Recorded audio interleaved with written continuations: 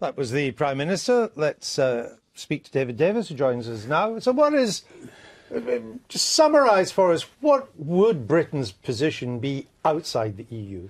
Well, it looks, I spent this morning giving a great, long lecture on the current benefits and what we could get outside. We'd be better off in terms of global trade. We could do better trade deals than the European Union does on our behalf.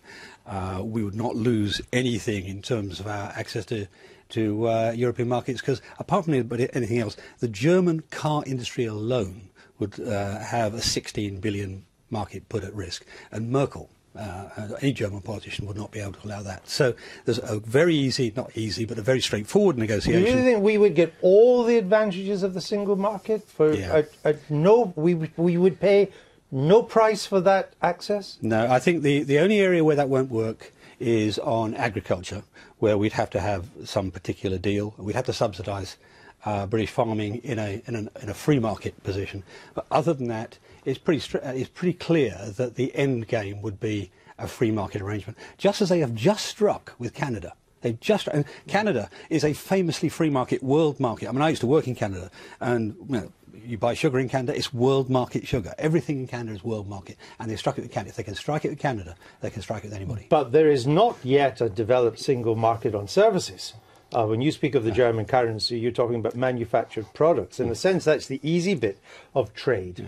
And 70% of our GDP is now services. Yeah. It does not follow that as Europe widens and deepens the single market, that our services would get the same access as they would if we were inside. Well, that's right in some areas, but we already have a disadvantage here. Firstly, as you say, there's not really a single market in services now. Secondly, when the EU goes and does free trade agreements with the rest of the world, I think 20-odd free trade agreements, in only 6 of them were services even mentioned. If we did our own free trade agreements, service would be mentioned every time. In TTIP, which is going on now, it looks as though banking is going to be left out completely because of the sensitivities in Europe. Again, if we did a TTIP ourselves, it will be in. So there are balances in this, but the simple truth is that the balances look very, very squarely in favour of being out but in. We wouldn't have to continue with free movement of peoples as the price for the single market, the way Norway and Switzerland in the event have? We're talking after a Brexit referendum that's voted for Brexit. I understand. There's no doubt that several million of those votes will be votes about migration. So no government could go to the negotiating table and offer anything on free movement. They'd have to have absolute governmental control of migration and borders.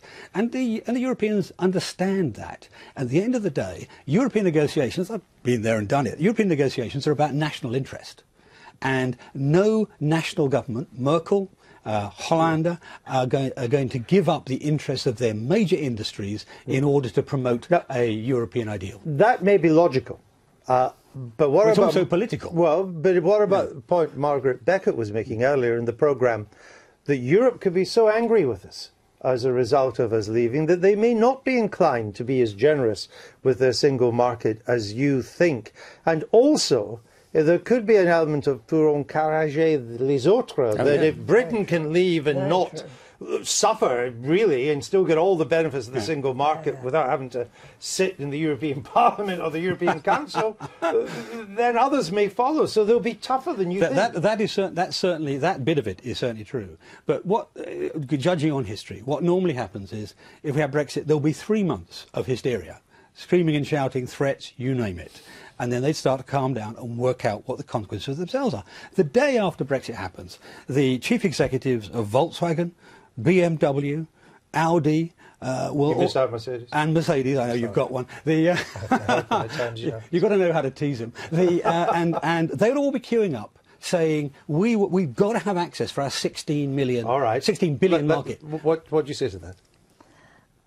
I think it's pie in the sky, frankly. And I know David was Europe Minister at one time, but I've had a bit of experience of European negotiations myself.